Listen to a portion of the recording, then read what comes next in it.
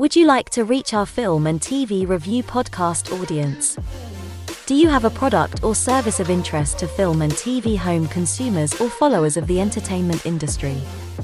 Have a film or show production to publicize? For affordable price plans for all budgets, get in touch and find out about our introductory advertising options. Reach our audience of film and TV viewers and visit our site contact page at filmandtvreview.com, or you can email us at business@filmandtvreview.com. Reach out today.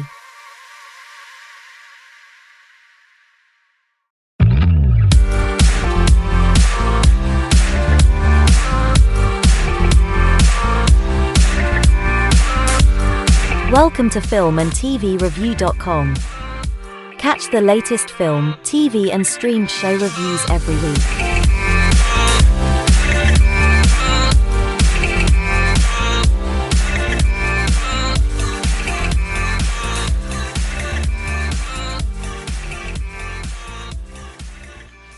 The views and opinions expressed by the authors and those providing comments are theirs alone. They do not reflect the views, opinions or position of filmandtvreview.com or their respective parent companies or affiliates. Filmandtvreview.com makes no representations as to accuracy, completeness, correctness, suitability, or validity of any information in this program and is for entertainment purposes only. Episodes may contain adult humor and language. For full terms and conditions, see filmandtvreview.com.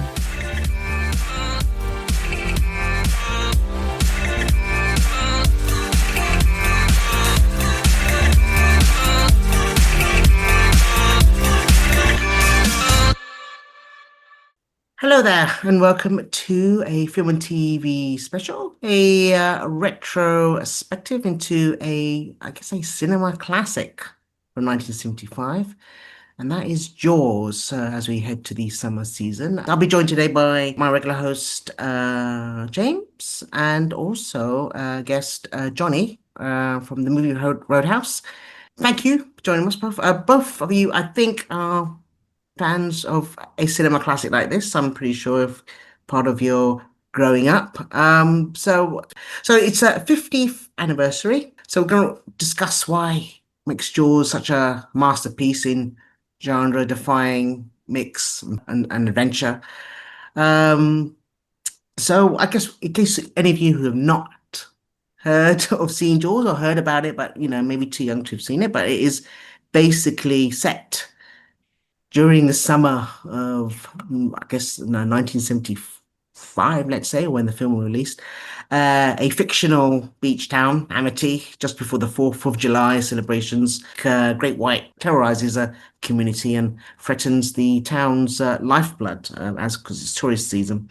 Main characters are Police Chief Brody, a marine biologist, Matt Hooper, and a shark hunter, Quint, embark on a deadly mission to kill this monster. So I think based on a story by Peter Benchley. So I'm going to ask both of you, when did you experience Jaws? Because this is kind of around when you two were growing up, I think, in that age group. So when did you kind of first discover Jaws? I'll start with you, James. What did you, what's your experience of Jaws?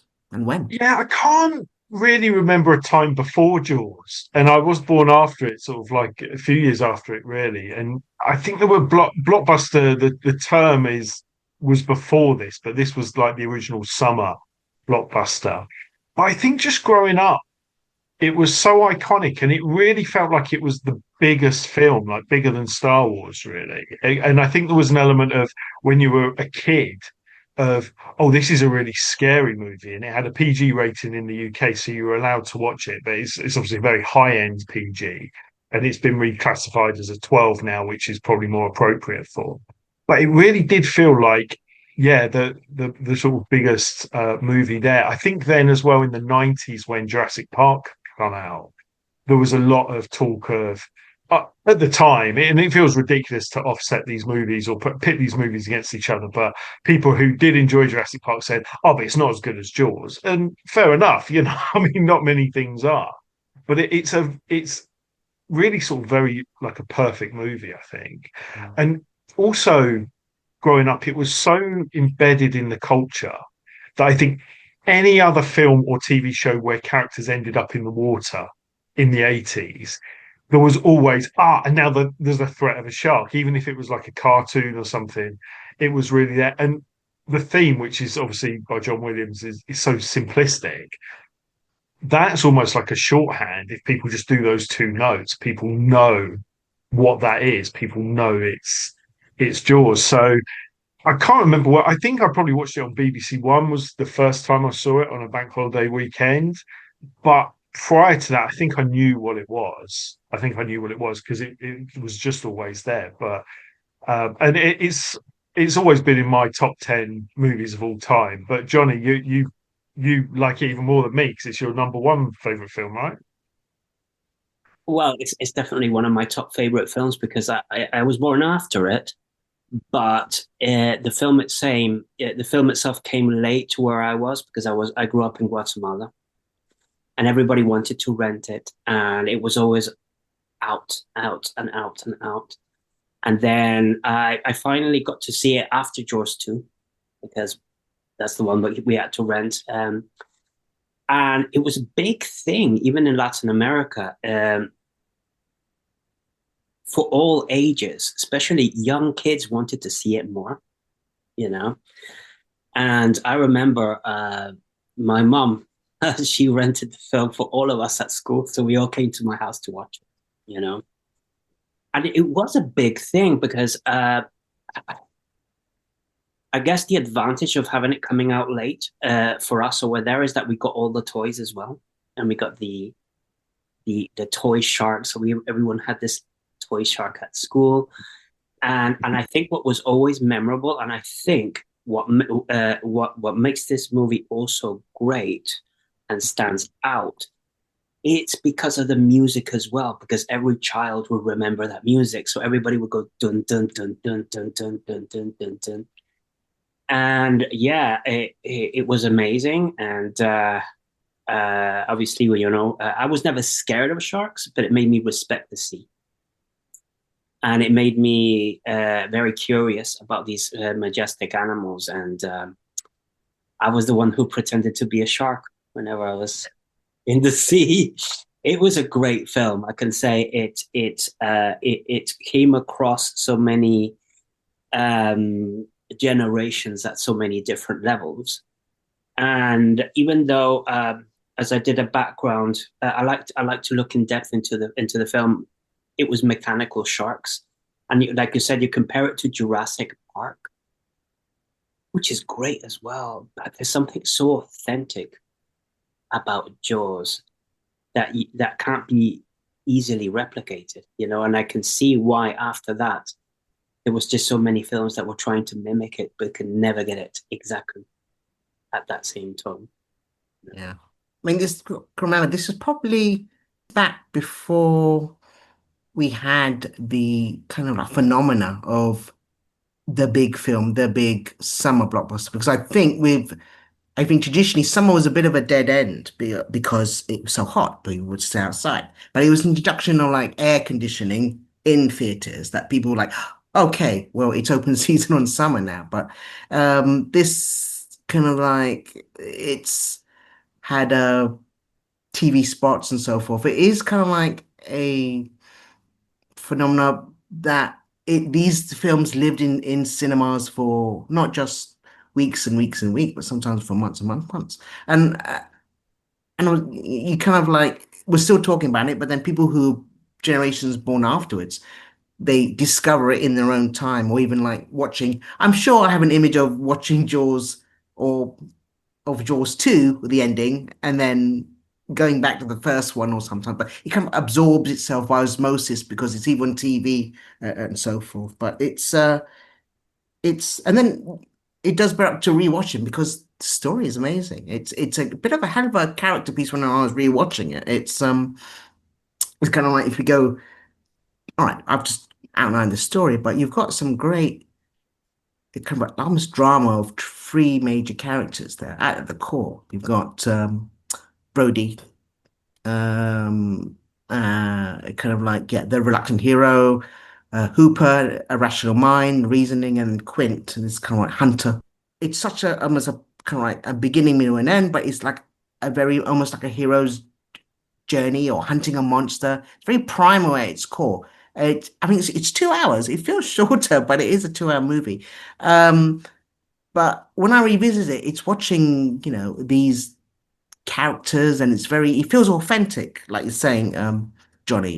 It does feel like it is as grounded as possible as you can with this kind of genre movie, which would call now kind of a big monster movie. But what do you, what really kind of performances or kind of like characters really you keep watching or appreciate about this? My favorite character is obviously Bruce. Bruce is the Bruce, of course. because they introduce the thing is because they introduce Bruce without actually showing. We don't get to see the shark until later in the film, but we are introduced to him at the beginning of the film. But I think one of the things that amazes me about this film is that it almost happened by accident because it never intended to be the biggest film of all time, and the script wasn't set up to be. They didn't say, well, they want this script to be like be a certain way, because there were so many problems during production, even with the script, even with the book, and Steven Spielberg wasn't going to be the main director, Mhm. And what I like about this, and I think the reason I say it happened by accident is because Steven Spielberg saw this as a sequel to his film Duel, Sure, yeah. and there's so many amazing Easter eggs about this film that make me feel so excited. It's just such an incredible film. But obviously, Bruce will be my favorite my favorite character then, and then of course after it would be Martin Brody. Which Steven Spielberg didn't have any faith in Roy in Roy before because he thought he was too much of a badass. But Yeah. James, yeah. I don't know. The key three characters, you almost can't imagine them existing in isolation. I think it would be a different movie. It's about how they interact and how they rub up against each other when they're on the ship, particularly Hooper and Quint. I think there's a bit of a class thing going on there, isn't there?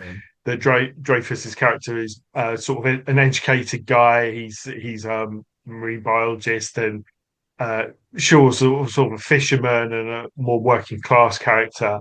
But as it as they don't get on in the initial part of going to sea, part of the joy is when they do start connecting, and there is that scene which, I mean, Bruce does turn up, right, but it's a very striking scene when they're on the boat at night and Quint starts telling stories, and they're kind of, it's a very masculine thing. We're kind of showing, oh, I've got a tooth missing, I've got this scar, well, I've got this bigger scar, and they keep going up against each other about who can do this, and they start having a bit of camaraderie between each other. And I think because you see how much they dislike each other to start with, it's really nice seeing them connect.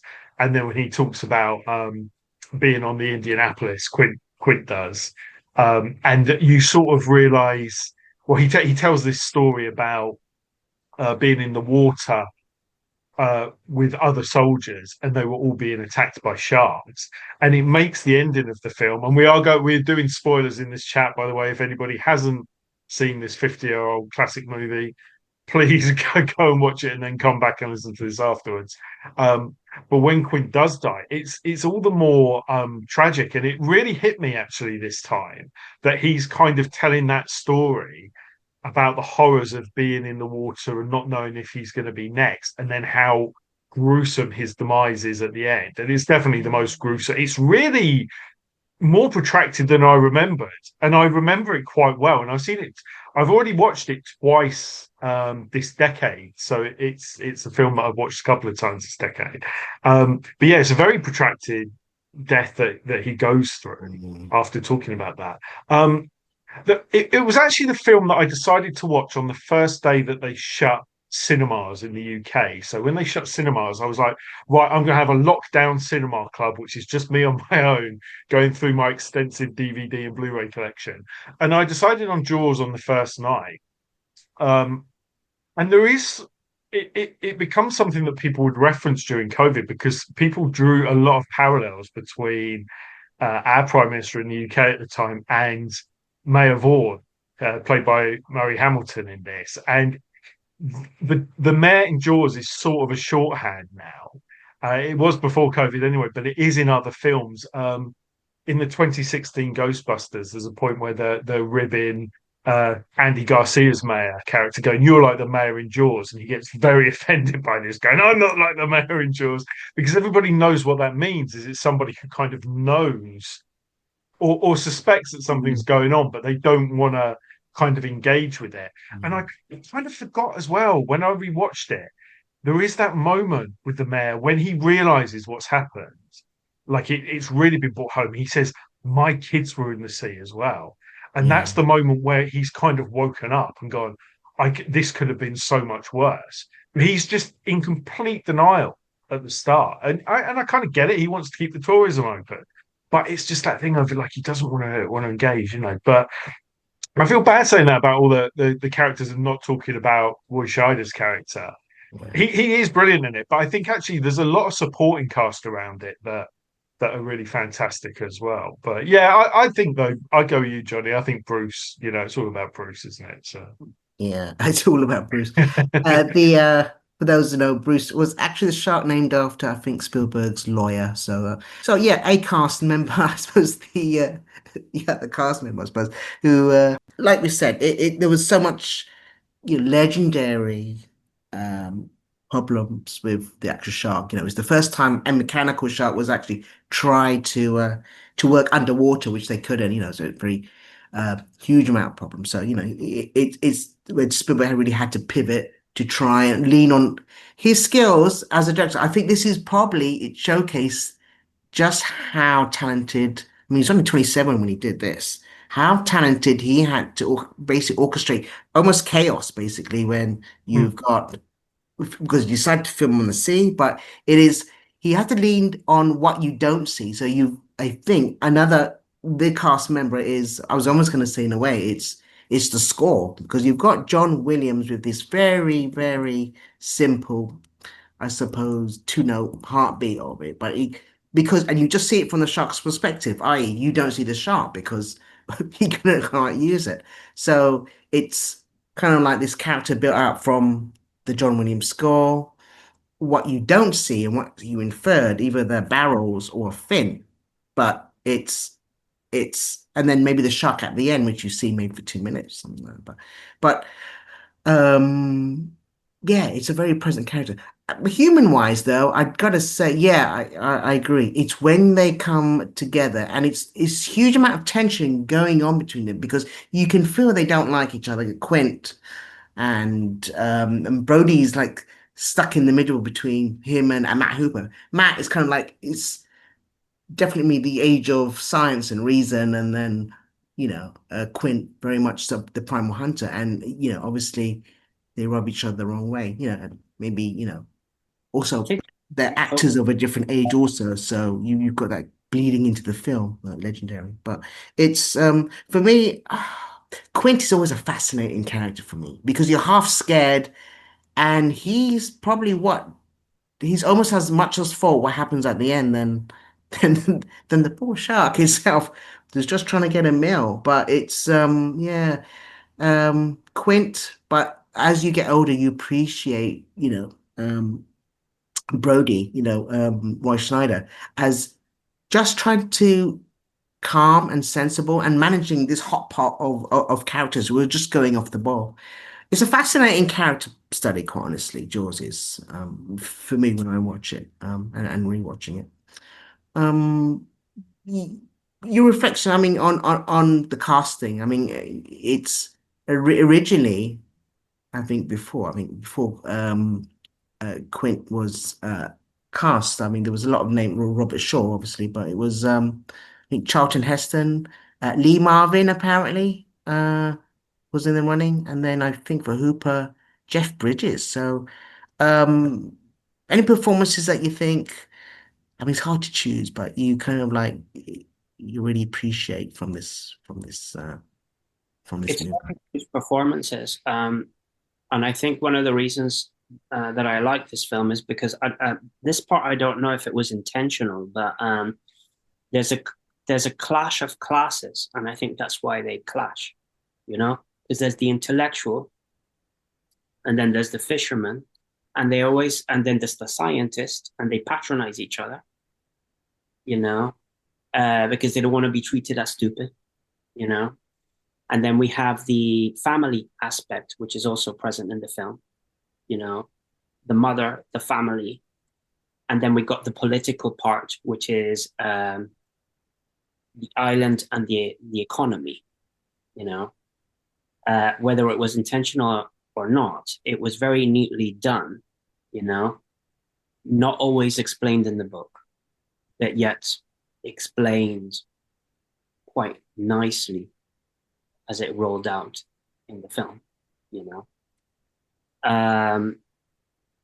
yeah, I guess I would have to say after that, my favorite character would be Richard Dreyfuss, because he's a nice character, but he's also like extremely arrogant and Mm. patronizing, you know, in a kind of polite sort of way, you know. And the fisherman doesn't like that, you know. You know, no fisherman does, you know. I mean, how does it hold up now compared in the modern landscape where we've had since Jurassic Park, we've had, how does I it keep looking? genuinely, it's always difficult with films because if you've grown up with them, to see them truly through modern eyes, I think. Because when I start watching this film, I'm kind of like like 8 years old again, or however old I was when I first Mm. watched it. Um, I think that about various films, and I know that there's classics that I then come to late, and it's very difficult for me to see them other than as a current thing. But I do think this holds up really well, and I think it's possibly because the techniques used really do work. So actually, there was a thing that I saw with Spielberg where he was saying, the first attack, which is you don't see the shark. There would be a tendency, I think, now to maybe do that through CGI and to show the shark early. And I think it's a real mistake because it's so tense the way it's done. Like if you changed anything about that, if you added any kind of technological advantage to that, it wouldn't be a better scene, I don't think. So I think that stuff really holds up.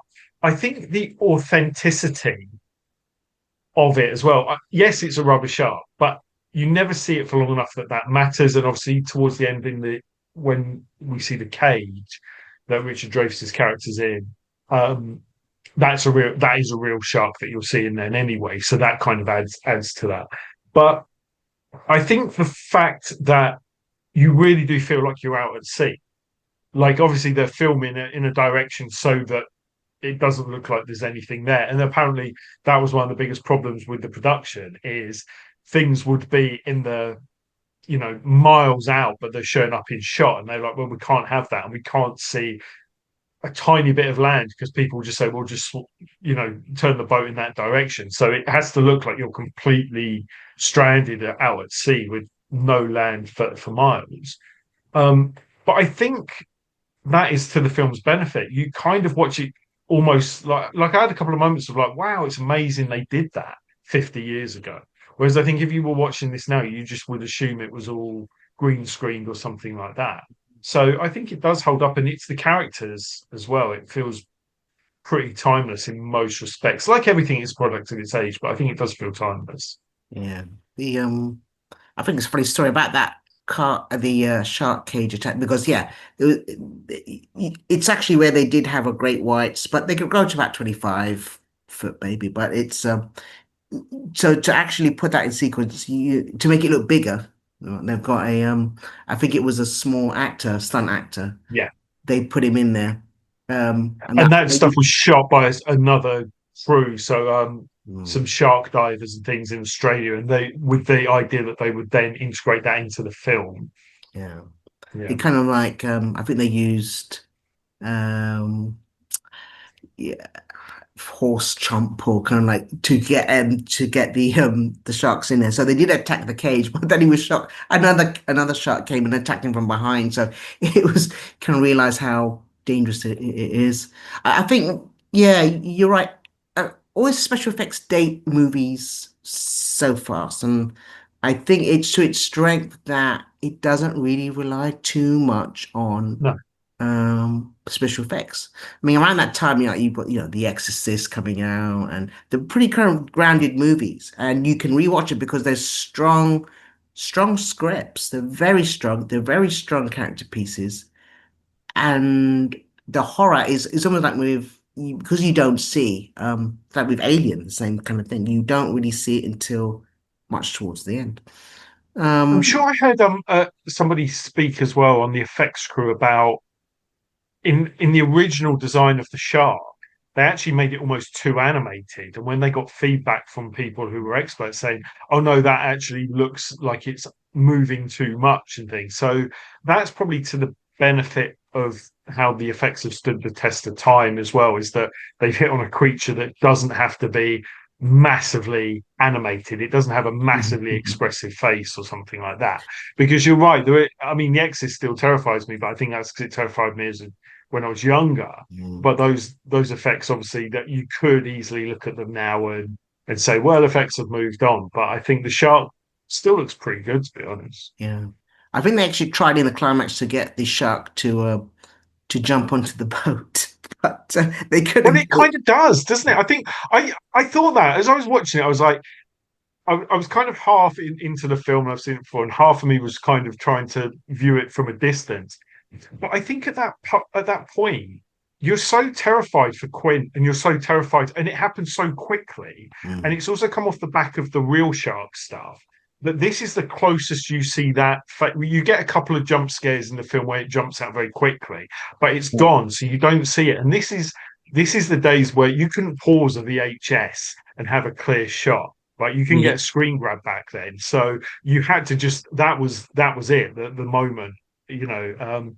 So by the time actually it's coming out, it's still really quick. It's a long protracted death, but it's so horrible that it stops you kind of going, oh, maybe I can see that. And we know it's not a real shark, but it's still pretty impressive. And it must have, even if it was rubber, it must have weighed quite a lot. 'Cause it's like a 25 Yeah. foot, 30 foot animatronic creature, The you know. first time I think apparently because it's rubber, it absorbed and warped it, and it sunk to the Mm. bottom of the And you because they're all filming at sea. It's amazing that they got it to work because it was the first time that was ever done. It wasn't like, oh, we've done this kind of thing before. It's all kind of And like there was two versions, wasn't there? There was sort of like one with the side off on both sides, so they could shoot it from both sides. But there's some amazing shots where you see it from, you sort of see a high shot of the boat, and then you can see it below the water. yeah, That looks incredible. Those that is bits, you amazing. really When I was feel like they are mm, being hunted. I mean, I can't see where the effects guys are even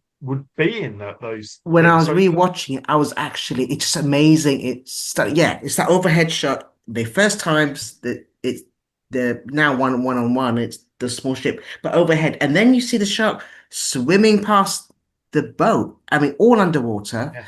It's all one shot. It's not cut. It's like, whew, it still terrifies you because it's so natural, unnatural, scary. And It's I incredible. think that because we'll have an idea of what water is like, like the fear of drowning. It's a Yes. very primal fear, isn't it? And actually, the design of the boat is really good in a sense that it conveys some of that terror. Because if it wasn't right, or if it was too weak, you say that boat would have sunk ages ago. And if it was too strong, you go, oh, this boat can survive anything. Why are they worried about that? It's just the right size and the right kind of structure that it Mm, feels like enough of a threat that it's going to sink this. The line, we're going to need a bigger boat. It 100% works for mm. that sort of conveying that terror and that threat, I think, to the audience. All right. Johnny, is there any kind of like particular standout scary moment for you where it's kind of like then I guess growing up, it's all scary, but there must be a point where it's like you the most probably stop watching at a point and say, I'll catch this next time. Oh well, no, not really, because I like being scared. But I think what I really okay, the beginning was very scary. It was very. I remember it being very, very scary because I really liked the girl that drowned. I thought she was very beautiful. This is one thing that I love about this film is that the characters, there's no flaw in any of these characters. You like even the the minimalism of the characters at the beginning. You feel for them, and I think because she drowned and she was pulled down to the bottom of the ocean, I thought that was quite. That was but first that was the scariest moment of that film, and it made me want to continue watching it. And then there's the other scene where the shark jumps out to the boat, and then that was the second scariest moment of the film.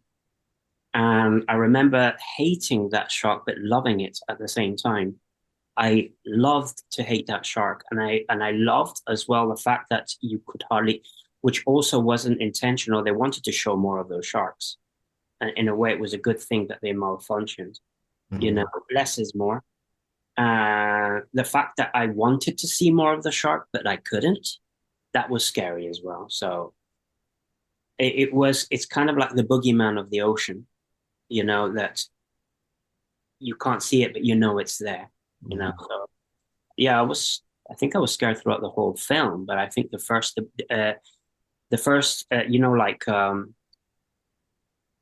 like Psycho, you don't expect to be intrigued that way, and I was shocked from the very beginning. You know, emotionally shocked. Yeah, I think like, emotionally shocked is right because I think what sells it a lot is the townspeople who a lot of them were kind of like in Martha's Vineyard kind of residents. They weren't all kind of actors, but they were all kind of like, and they're selling it as real as possible. It's not you can I think you can tell when people are being overacted because they're larger than life. So you've got this sheen of protection. Where it's like, well, it's happening in a kind of fantasy world, but here it is kind of like. Which I kind of used to see in movies, but we don't get so much anymore because everything's so polished, is that it's very authentic and natural responses, like Just from because characters are no longer humans. relatable as they used to be, and what we see in this film are really relatable characters, human beings. As annoying as some of them are, Mhm. relatable. And I think that the lover scene in the middle, because back then there wasn't like these kind of like you know, you didn't get these sleazy teenagers, and then that's why they would get killed. These were just really nice lovers, and you wish you were there. You were with them by the sea, and then something horrific happens, you know, and that it's a traumatizing scene, but I would have to say emotional too. Mm. Yeah. I think like we also with Brody because we do spend his time as in the home life. Yeah, he's a obviously it's hard to call when you call heroes. He's like he's the main protagonist that we see going at all.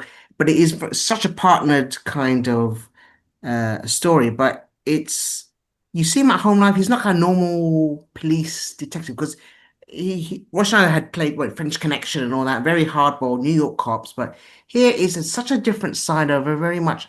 He's just a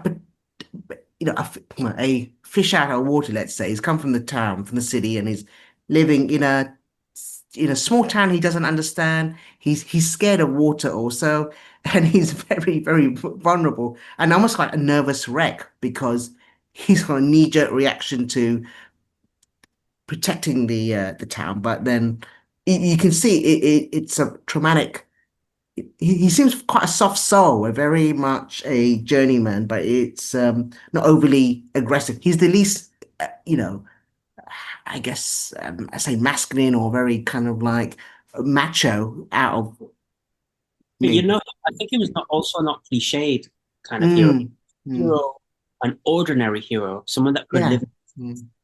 you know, like any family man that lived next door who has to be a hero, you know, as well. Yeah. Um, His heroic part is maybe actually earlier in the film, because I was deliberately looking at when they go to sea and when it becomes that movie, and it's about an hour 10, an hour 15 into the film. So, and I always thought it was earlier. Actually, I thought we spent more time on the sea than we did on land. Mm. But I think the key decision is that the sort of moment, because he knows the girl has been killed at the start, and Mm. he knows really that they should shut the beach, and he kind of gets to that decision. He calls that out before the mayor does, but he still doesn't call it out early enough. So the mum of the boy, the Kittner boy, slaps him and says, "You knew that a girl was killed here last week." And that's the moment when he kind of decides he's not gonna be the yes man in the town. He's gonna, when they say no to doing the autopsy on the shark, he's like, we're gonna finish this drink and break in. I can do what I want. I'm the chief of police. So he's like, I'm not going to play by these rules here. And he knows as well, because with his kid, he's like, I don't want you swimming there. I want you away from that. So he kind of knows before everybody else does. And I think that's his heroic part, is not towing the line and sort of speaking out to authority a little bit. Mm. I think his heroic it also comes from being a father. It's fatherhood. It's fatherhood, and he also, he also got the blame, Yeah. and I think he was very guilt driven as well. I think he was very guilt driven, and I think that same guilt drove him not to listen to everyone Yeah. else. He was at the own drum. Yeah. I think it feels it is on him when he gets that slap from the mother Yeah. whose child was actually eaten on the in the beach after the warning, because of was the pressure on the town to open up the beaches for July the 4th. He yeah, it is a guilt it's a guilt trip on him, and it's a great motivation They're piece. also they're flawless but flawed. Mm. But you see, it's it's given time to play out like that. I mean, if you think of a modern blockbuster, we don't need so much into that. You don't get those spaces in it. That's the thing, which I kind of noticed with people keep revisiting old movies, or these very classic, really well written ones, and they keep see it online, they keep doing their analysis of it. I'm gonna talk about Quint, about because like I alluded to earlier, he's probably the reason why they could have. So they go down to hunt the shark, but then they realize they're outmatched and outclassed by this huge monster, much bigger than any of them ever seen. And there are steps where he starts self-sabotaging the the mission, as in, Brody wants to call for help. He wants to, so let's bring in the Coast Guard. Quint smashes it. And then he decides, okay, I'm going to drive it into the shallows. But then I think, okay, well, yes, good idea. Let's drown it as he gets more shallow. But then he starts overly, revving the engine, and basically leaves him stranded. And I think, I think it's why people ask, why does he do that? I mean, what it seems so illogical, and I'm thinking maybe it's seeded into why he's doing it is maybe his experience on the Indianapolis, as a survivor's guilt or revenge. It's basically a revenge thing. And I don't know what your thoughts on that, if you picked up on that, or when you're watching it, you're thinking, why does he do that? Any thoughts on I that? think Trauma, to be honest. I think he's picking up on past trauma. Hmm. I mean, that's what I got. Yeah. That's what Yeah. I get from that, especially when he is a bit vulnerable. It's the first time he's vulnerable is around that table when he's giving that, yeah, survivors of sailors of the Indianapolis, I think. Yeah, they're delivering the bomb, and that they get torpedoed, and then it's like 700 or 1,000 men of the ship, and then 700 of them get eaten. Um, that wasn't in the original book. I think it was actually part of why, this at the heart of Quint, why he is what he is and why he does what he does. And it is, as in, he never kind of like is, I guess, a survivor's guilt. He saw like, yeah, 700 of his colleagues dead, and then he survived, and it's like it You is know a what? revenge, but I don't think he even wants to come out of this. Actually, the impression I get. Part of him that wants to redeem himself for that. Mm. That's why he goes through it again. You know? Yeah, why he goes through it again. Exactly. Yeah, like he wants to almost isolate himself and take it, almost, yeah, it's like Ahab from Moby Dick is they saw as kind of like this focused hunter. Um, but it is obviously, a climatic, and then they defeat the shark with a with a gas tank. I say science come to the rescue almost.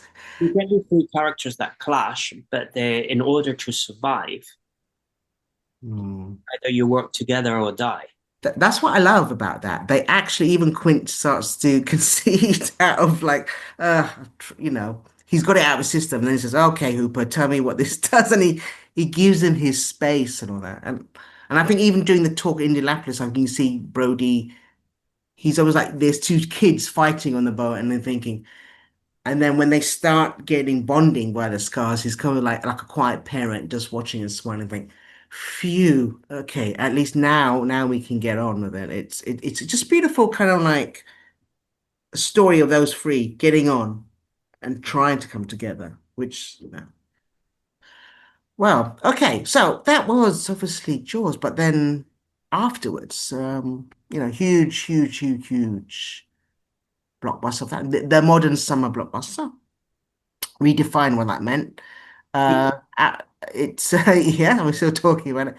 Um, I guess, of course, this kind of like huge money maker. What drove obviously Hollywood obviously was to get a sequel in play. Now, I have Johnny, to you say, are a fan.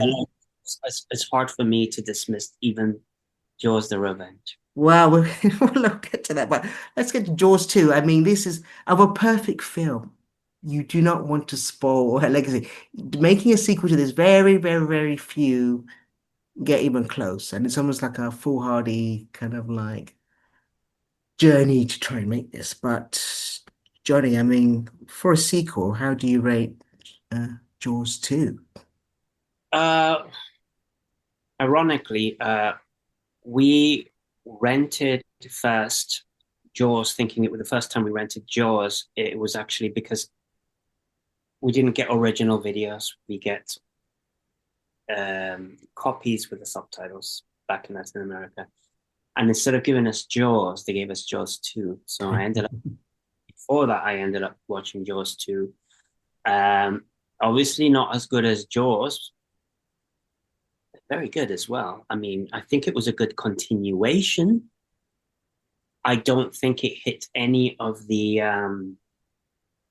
knots that the first one did in terms of character dynamics, because here we get the kind of tropes of getting all of these teenage togethers, and then it ends up being more. I think Jaws 2 ends up being more of even though it's the same everybody drama, it goes more towards the teenagers, kind of like I'm so cool, sort of that. I still like that sequel very much. I think it's a strong sequel, even for today's standards.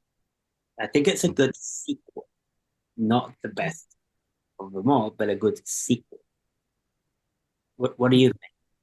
Well, I was going to ask to James, what do you think of Jaws 2 as a Be film? honest, it's so long since I've seen it. I notice it's actually on Prime at the moment, and there was a few years where I was always looking for.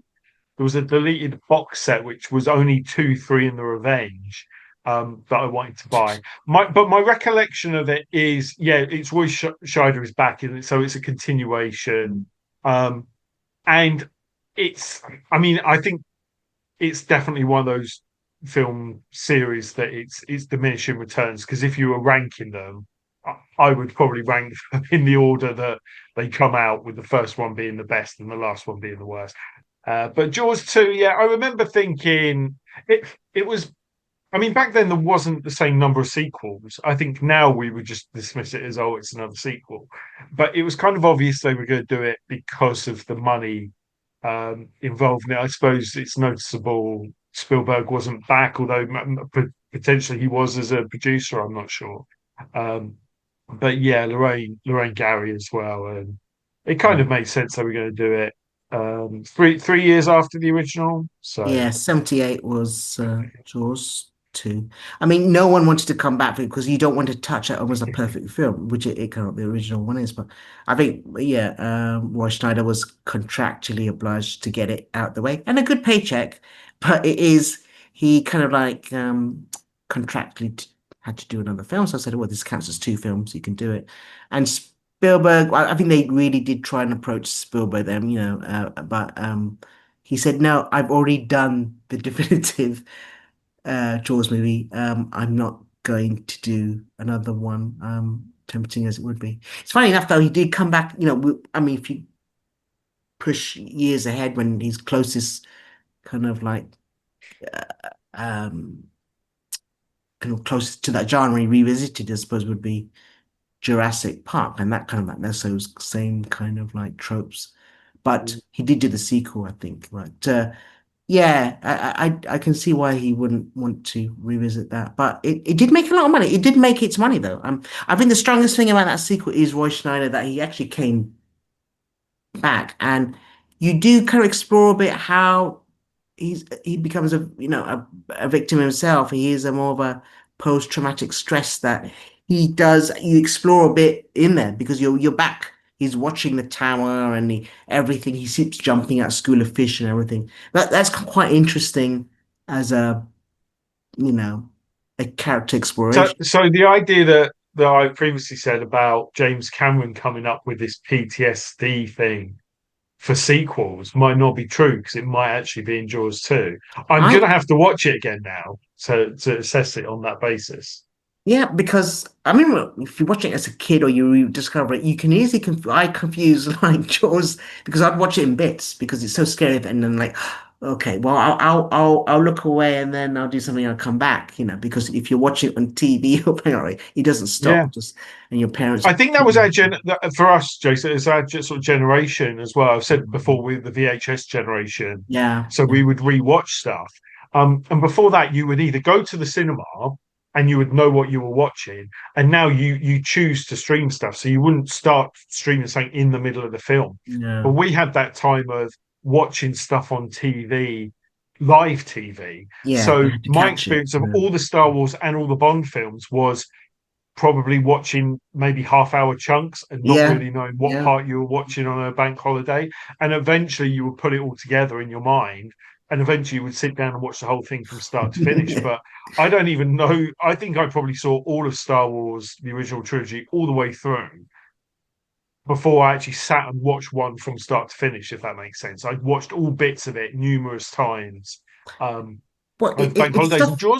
Jaws was the same, and certainly Jaws 1 and 2. I think that, and you guys are saying you definitely saw two first. I might have done. I might have done. And I Yeah, it all certainly. gets mixed up in this whole sea of a culture, of a film culture where you're talking about it, you're seeing it, and then you're talking to your friends. So did you see this about this part of it? Oh my gosh, yeah.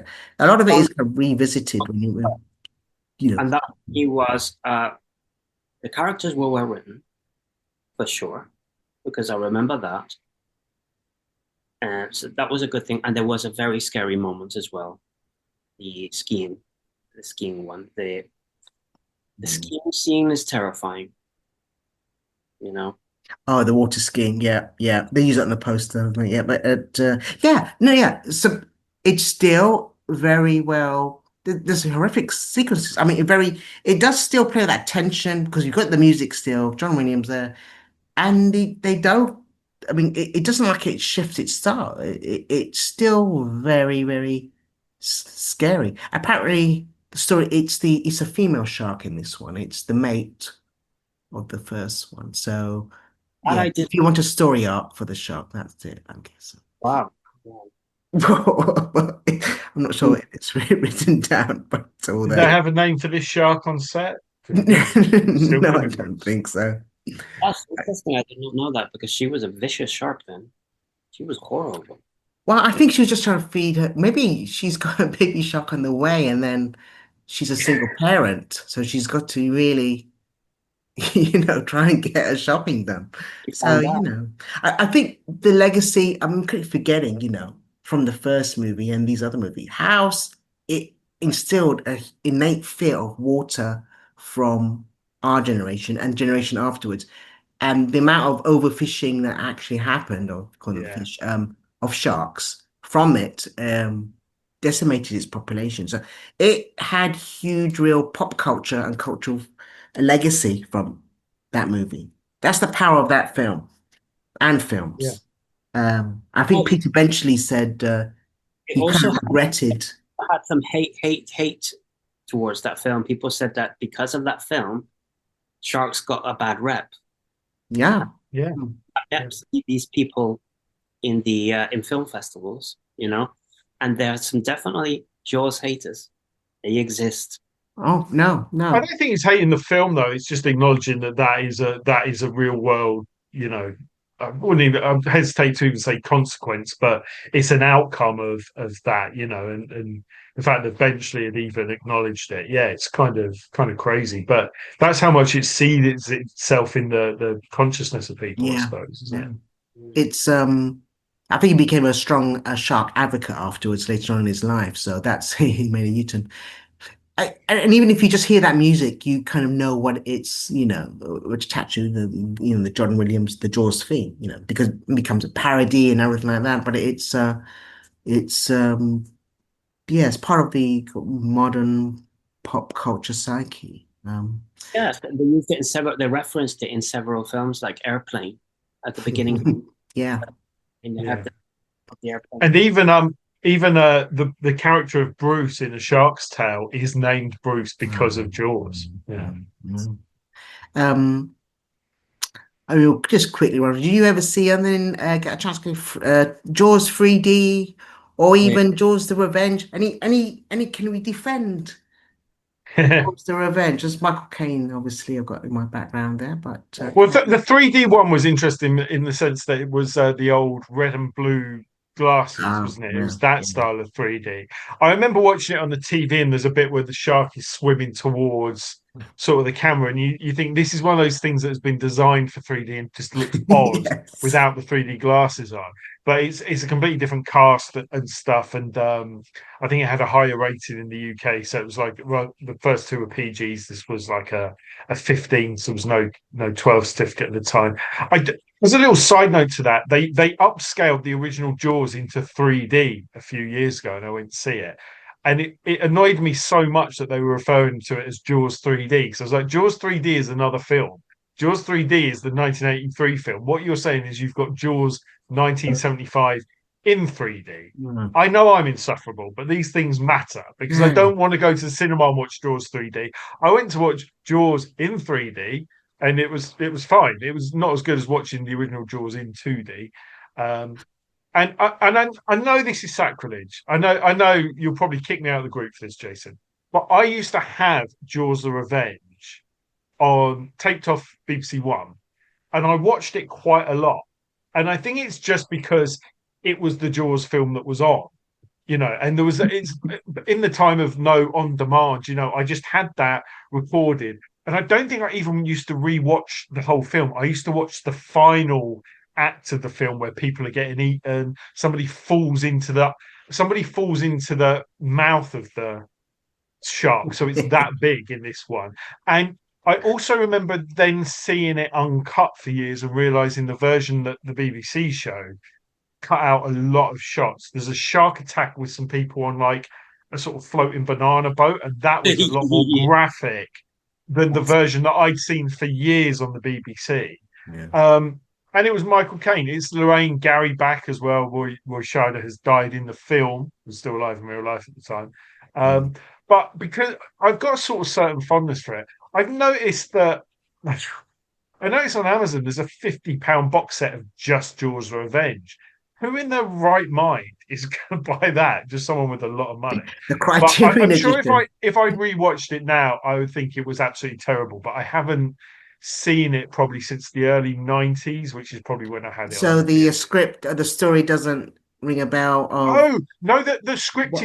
is nuts, because the script is that Please it's explain. actually revenge. I mean, it's one thing going, this happens to be the mate of the shark in the first film. Fine, if it happens to be. In Jaws Revenge, it's actually out for revenge, isn't it? It is out Like, for revenge. what? Like, suddenly these sharks are turning into the raptors from Jurassic Park. They're that I, smart. This makes no sense whatsoever. And Michael Caine famously said he did this film just to pay his mother's mortgage off or something. yeah, I think he said they asked him on chat show, "Have you ever seen it?" He said no, but I have seen the house that it bought. So What a quote. That needs to be, every time they re-release it, they should put that as a strapline on the back. yeah, I think it's the story. It's actually the revenge is because the shark followed the family because it's taking a grudge against the Brody family, Yeah. and it follows them. So they escape to the Caribbean, and it follows them to the Caribbean. I think it beats the plane somehow to meet them there. So anyway, watch it to believe it. But and Michael Caine doing some solid overacting, like he used to do in those eras. I think there's another film, The Bees, that he's in there. But it is well worth on a Sunday bank holiday. Yeah, you watch the whole It feel thing. it Yeah. feels significantly gorier than the previous ones as well. There's a big Oh, gap. oh, Sort of, there's like a 4 year gap, so that's quite long. Well, I suppose there's 5 between 2 and 3. But in this time, you've had like the video nasty stuff and a lot of the yeah. sort of 80s very gory thing, and it feels like it doesn't know if it wants to be that the family film that the first one was, or if it wants to keep up with what horror was doing, and it doesn't work for either audience, I think, in the end. Mm. Okay, well, probably wrapping up, I suppose. We've kind of like so. Any last? Could you Yeah, I recommend why I we put new person haven't watched it? Why should you watch Jaws? A 50-year-old film. Why should we watch? If I haven't seen it, why should I watch Jaws from 1975? Because because it's a massively influential film. I think it's sort of like it's that classic overcoming the monster story that has been told many, many times and will continue to be told many, many times, but it's rarely been told this perfectly. I think this is a film where, if you're honest, there's not like a moment that you would change from it. I think it's just one of those. I think it's probably still one of Spielberg's best. I'm I going to think that say it. It's his best work. It's his best work as far as I'm concerned. I'm not saying that Schindler's List isn't a masterpiece. I'm not saying Jurassic Park or Catch Me If You Can or AI aren't masterpieces, but this is just, it doesn't put a foot wrong as far as I'm concerned. it's a lesson in good filmmaking as well. So definitely a lesson in good filmmaking, and it's a masterclass. It's a master. It is cited by other when interviews with other directors. When they watch it, they kind of understood why they wanted to make films. It kind of showed them that the big zoom shot. Obviously, Brody is kind of like on the beach, and it is a reaction shot. It's a huge zoom and a put away at the same time. Famously, which you'll see, the dolly shot. It's the music. It's the score. As you say, it is a perfect machine with no fat of a piece of filmmaking, and from such chaos, but it just all came together perfectly. Yeah. So thank you. Yeah, I agree. So definitely do if you like films or you like horror movies or you want to actually learn about the craft of film, then you've got to watch this, I think. Well, thank you for joining me on this huge sea odyssey. Thank you to my crew. Seafaring crew, James and Johnny. Thank you for joining me on this 50th anniversary, and for you listening, wherever you are. Goodbye and see you next time. We hope you enjoyed this film and TV review.com episode. Catch the latest film and TV reviews, together with regular episode content from the world of film and TV every week. See you soon. Would you like to reach our film and TV review podcast audience? Do you have a product or service of interest to film and TV home consumers or followers of the entertainment industry? Have a film or show production to publicize? For affordable price plans for all budgets, get in touch and find out about our introductory advertising options. Reach our audience of film and TV viewers and visit our site contact page at filmandtvreview.com, or you can email us at business@filmandtvreview.com. Reach out today.